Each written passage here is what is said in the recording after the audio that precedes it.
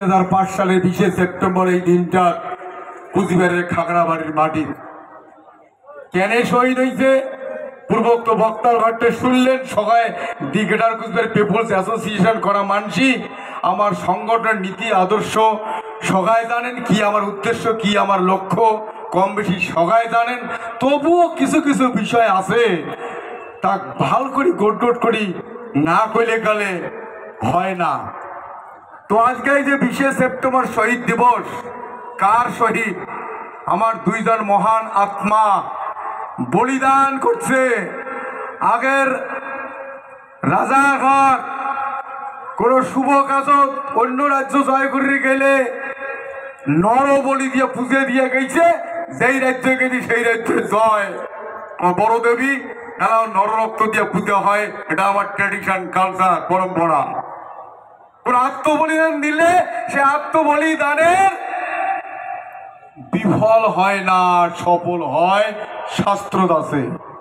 সেই মহান দুই আত্মা, এই আত্মা শক্তিশালী হলে গেলে পরবর্তীতে পরমাত্মায় পরিণত হয়। যে দুইটা মানুষ আজকে আত্মা পরমাত্মায় পরিণত হয়েছে, চিত্তরায় আর বিষাদু বর্মন। বৃহত্তর কুচবিহারের মানুষের সাংবিধানিক অধিকার প্রতিষ্ঠা করার জন্য 2005 সালে 20 সেপ্টেম্বর এই মানুষ দুইটা বুক পাতি দিছে। আন্দোলন করি যায়া ভয়তে পালায় নাই, গুলি বুক পাতি দিছে, বুকত গুলি করছে।